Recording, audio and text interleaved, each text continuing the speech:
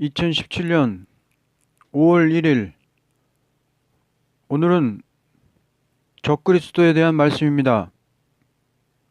계시록 13장 1절에서 2절에 내가 보니 바다에서 한 짐승이 나오는데 뿔이 10이요 머리가 7이라 그 뿔에는 10 면류관이 있고 그 머리들에는 참남된 이름들이 있더라.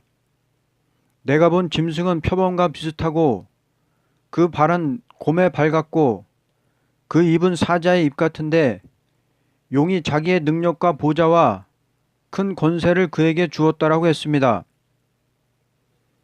다니엘서 11장 31절에 그의 군대가 성전의 요새 지역을 더럽힐 것이며 날마다 드리는 제사를 없애고 흉측한 파괴자의 우상을 그곳에 세울 것이라고 했습니다.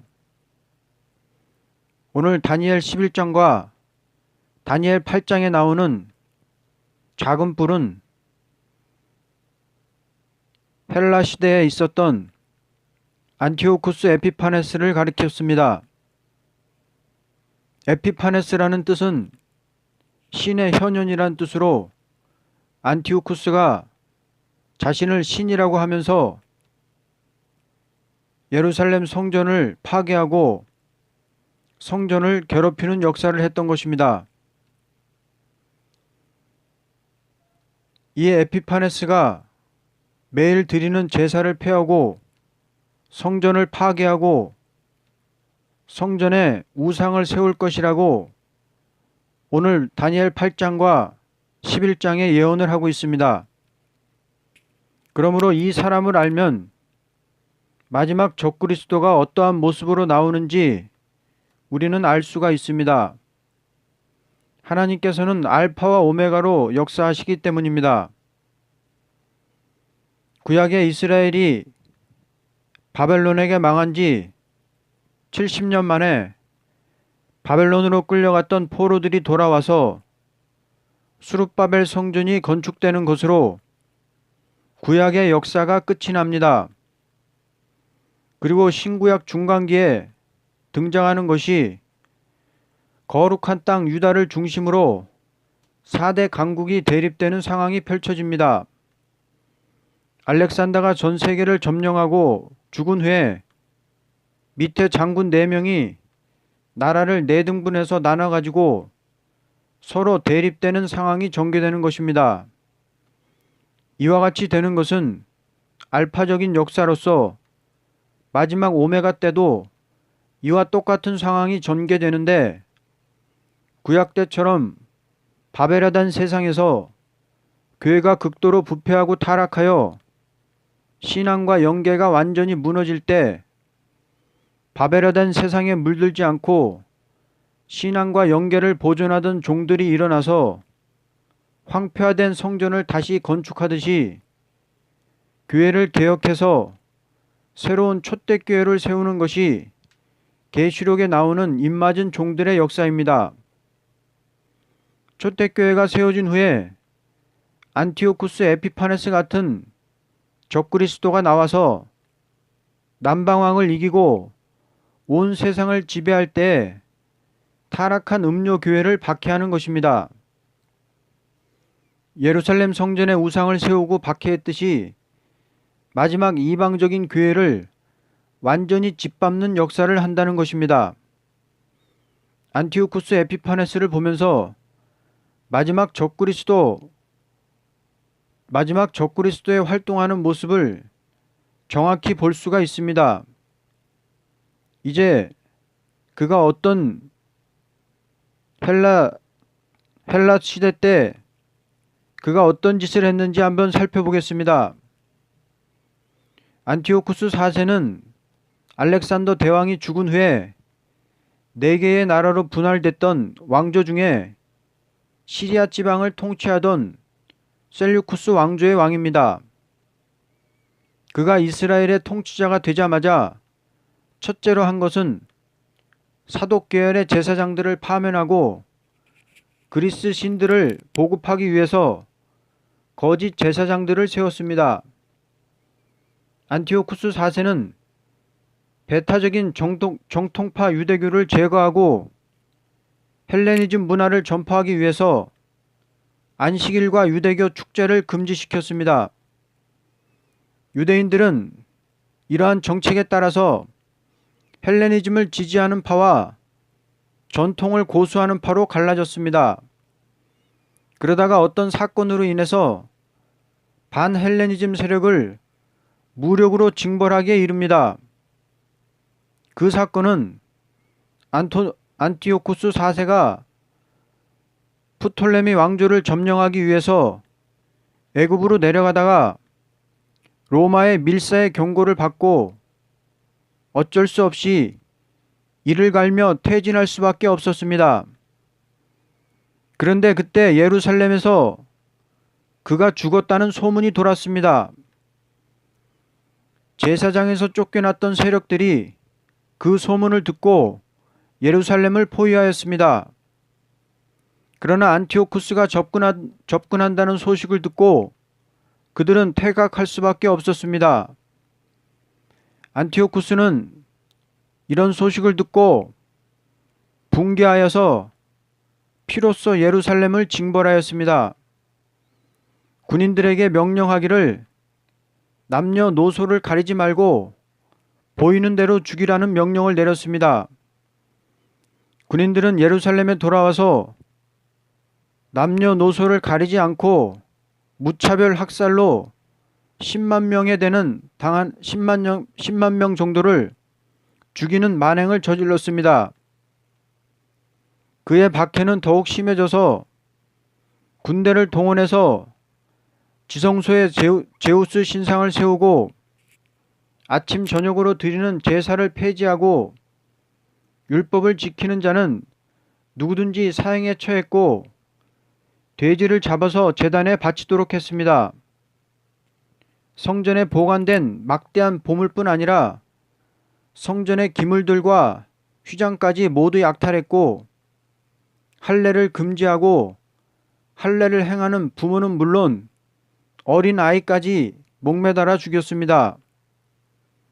율법서는 발견하는 대로 없앴으며 율법서를 소장한 자들은 무참하게 살해하였습니다. 이스라엘이 역사적으로 천여 번의 외침을 당했지만 안티오쿠스 4세처럼 종교적으로 정치적으로 핍박을 당한 적은 없었을 것입니다. 이런 박해에 견디도 못한 이스라엘은 주전 167년에 마카비를 중심으로 종교 반란과 독립투쟁을 일으켰습니다. 마카비의 별명은 쇠망치였고 그가 주도한 혁명을 마카비 혁명이라고 하는데 혁명군은 예루살렘을 정화하고 제우스 신과 그 계단을 없애고 하나님의 성전을 새롭게 복원하였습니다.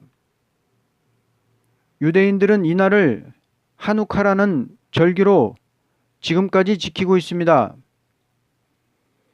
안티오쿠스 사건은 마지막 적그리스도를 알파적으로 보여주고 있습니다. 구약시대에도 넷째가는 헬라에서 성도를 압박하며 각성을 시키는 일도 있고 성경을 없이하고 예배를 드리지 못하게 한 일이 3년 반 동안 있었던 것입니다. 이와 같이 심판기에도 헬라 때처럼 넷째가는 나라가 성도를 괴롭히고 성도를 극도로 탄압하여 성도를 이기게 된다고 하였습니다.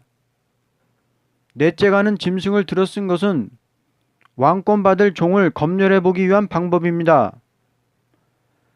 구약시대 애굽에서 이스라엘이 나와서 4대 강국인 아수르, 바벨론, 메데파사, 헬라의 세력을 이기지 못하고 탄압을 받은 일이 있고 신약시대에는 로마에서 기독교가 승리하고 나와서 미국, 영국, 프랑스, 러시아의 4대 강국에 종말을 당하는 이때에 넷째가는 나라에서 기독교는 큰 피해를 당할 것입니다. 그러나 하나님께서는 반드시 신원하고 성도의 나라가 오게 한다고 말씀했습니다. 성도의 나라라는 것은 억울함을 당하고 순교한 성도들과 인간 종말에 넷째 짐승에게 억울함을 당하던 성도와 합해서 이루어지는 것입니다. 앞으로 열불의 세력이 교회를 침투하는 것은 큰 일이 아닐 수 없습니다.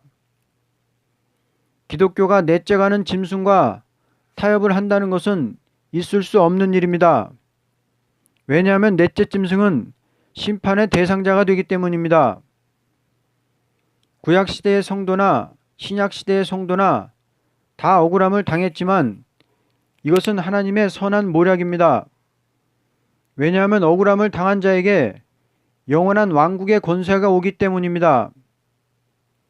하나님께서는 언제나 강한 마귀의 세력을 높여서 참종과 거짓종을 드러나게 하십니다. 헬라의 박해 때도 거짓 선지자가 많이 일어나서 백성들을 제우스 신에게 절하도록 하였고, 마지막 때도 거짓 선지가 많이 일어나서 북방 짐승 정치 지도자에게 절하도록 미혹하는 것입니다. 절하지 않으면 다 죽이는 세상이 마지막 바벨론 짐승 통치 기간입니다. 이러한 세상이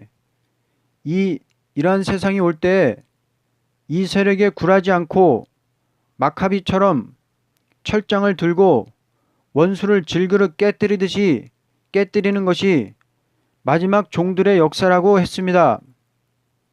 계시록 2장 27절에 그가 철장을 가지고 저희를 다스려 질그릇 깨뜨리는 것과 같이 하리라.